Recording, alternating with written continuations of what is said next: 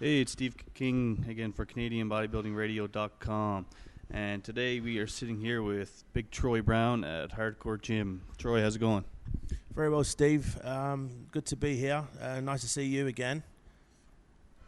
And looks like we're doing a little back workout today. When explaining this, I think you guys are doing a quick warm-up here.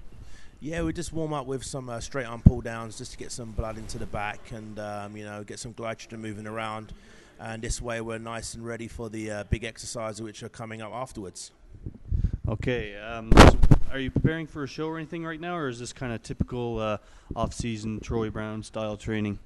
Yeah, I'm not competing this year, obviously. As everyone knows, I'm taking this year off just to get some more size on my frame and really improve my weak body parts. But this is a normal workout for me. I do in the off-season, just basic compound exercises, nothing fancy, just straight to the point and, heavy weights and basic exercises. So are you one of these guys who's a big believer in kind of slow, strict movement and isolating the muscle and using cables and that kind of stuff? Or are you more of a compound movement kind of guy, deadlifts and benches, that kind of stuff? Yeah, definitely off-season, more compound exercises like, basic squats, deadlifts, bent rows, military presses. That's what I really concentrate on, especially for this year. In this off-season, I'm really trying to focus on putting some more mass and more, more of a foundation on my physique. So next time when I step on stage, you should see some big changes. Okay, I see the guy in yellow shirt there. Why don't you tell us a little bit about him? Yeah, the guy in the yellow shirt is Rob Sheriff, who's my training partner. I've sort of been training him now with him for a year now at Hardcore, and it's great. We're both very similar height, and we have similar attributes. So he's been a good training partner for me, and we really push each other. He pushes me, I push him, and right now he's just finished the show. He's just done the nationals in BC, so he's really motivated to improve for next year. So I feel big things going to happen for him next year if he really focuses on his A game and trains hard all year for next season. Right. So just so everyone knows, if they can't tell by the accent already, of course you're from England. When did you make your way over to Canada? I came to Canada in 2007, 2 days before Christmas. I actually came for a visit in October 2007, and I've been here ever since December 22nd, 2007. So I've been here almost 2 years now. So, it's been great. I've had a lot of exposure here since I've been here, with Muscle Mag and Flex magazine. So it's been a good move for me. And hopefully when I compete, get some good places next year, I can get some really, really big exposure. And hopefully, who knows, get another front cover. Yeah. You were on Flex, was it this year or last year? Yeah, I was on Flex magazine front cover 2008 February, I recall. But it wasn't in Canada and the US. It was the UK and Europe, New Zealand, Australia edition. So yeah, that's it's been my biggest thing to date, I'd say, in my career, getting Flex magazine front cover. So I'm very grateful for that. So what made you decide to come to Canada in the first place? One reason, well, obviously, I met a young lady, Megan, who's a fitness competitor, and we met at the Montreal when I did my pro debut.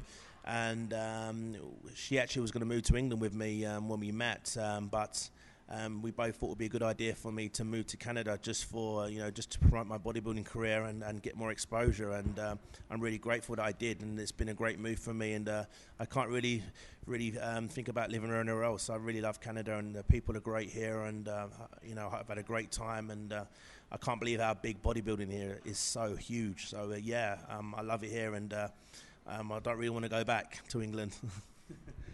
Well, we're happy to have you here. Why don't you tell us a little bit about what the off-season diet is like for Troy Brown this year? Yeah, I mean, I try and get a lot of wholesome foods in. I really focus on getting a lot of clean food in. This year I've been eating a little bit more cheap food than normal, but I still try and get my 5 to 6 clean meals in a day. Sometimes I might have a cheat meal at night, but I really focus on getting a lot of cheap food in around my big body parts. So if I have a cheat meal, say on the night before my leg workout, and I also have a cheat meal the night before my back workout. So yeah, I'm just really focused on getting a lot more fats into my diet. This way I can hold on to my size and obviously put more quality weight on as well at the same time. Right. And I see in the video here now you guys are... It looks like you're doing some bent over rows. Why don't you explain kind of what's going on right here? Yeah, I love bent over rows. I used to watch a Blood and Guts DVD by Dorian Yates, and he does a lot, what you call a lot of Yates rowing, and I love the exercise. I really fit it in my middle back and my lower back. So I've been doing them now probably for straight 5 years, and I always keep them in my workouts. And I don't do anything fancy. I try and use a lot of weight, and I just try and bring the bar into my waist and really focus on squeezing my shoulder blades together. That way I can activate my back. Right. And do you go very heavy on those usually? Oh, all year round, I try and go as heavy as possible, really. That's the only way I can feel my back. I think with most other body parts, sometimes I go a little bit lighter. With back, I try and go heavy all the time, and that's the only way I can feel sore the next day or the day after, so I have to go heavy. Right. And does your training change at all as you move from off-season to pre-contest? Yeah, I try and train the same all year round. I don't do anything fancy. I just stick to the basics and really try and work as hard as I can. When I'm getting ready for a show, and maybe the last 2 weeks, I may cut down the intensity and drop the weight a little bit. But apart from that, I train the same all year round. Just basic, big movements, nothing fancy, in-your-face exercises. Right.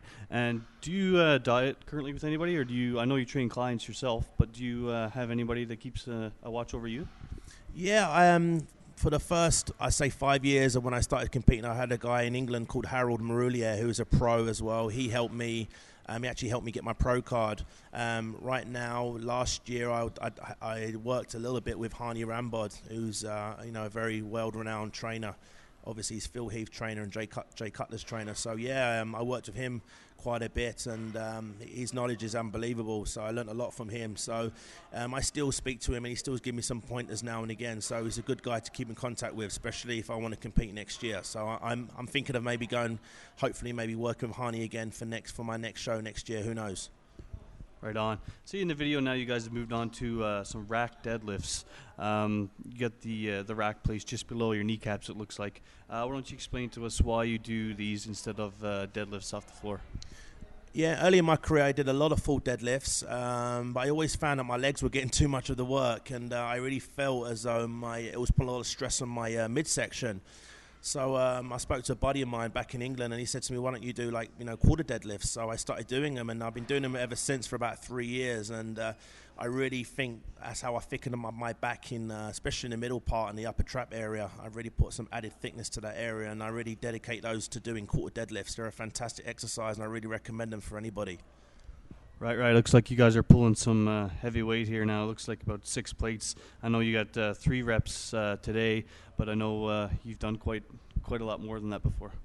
Yeah, I've got a bit of an injury at the moment. I've got a bit of a tendon problem in the back of my knee. It's not an excuse. I actually did it about 3 weeks ago, and it's still playing up. I actually injured it while I was doing the quarter deadlifts. So I'm just nursing that injury at the moment, putting lots of ice on it. But I did. I normally do 6 plates a side on the quarter deadlift, and I normally get about 8 reps. But in the video, I think I got about 3 reps. So the injury was really sort of hindering me in my range of motion.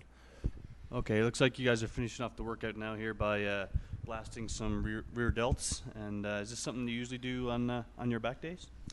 Yeah, I always, speaking to Dorian, I got a lot of advice from Dorian back in England, and he advised me to do a lot of rear delts on my back days, and it makes sense, right? If you're doing your back, you isolate your rear delts, so it makes sense to finish them off. So yeah, I've been doing that now, for a good number of years, and it really works well. Sometimes I may touch up on rear delts twice a week. I might do it on shoulder day and back day, because I believe it's a weak body part on a lot of guys, and I really like to bring that area up for me anyway. Right. Anybody you'd like to thank right now, Troy? Yeah, I'd like to thank, obviously, everyone in Canada. You've been great. And I'd like to thank my sponsors, Allmax Nutrition, and not forgetting my fiancée, Megan McCurdy, who's been a great support for the last 2 years. And, just wanted to thank everyone back in England. Thanks for everyone's support. And hopefully I can cause some damage next year in 2010. Good luck with that, Troy. And once again, thanks for showing up. Thanks, Steve. My pleasure. Thanks for having me. Take care.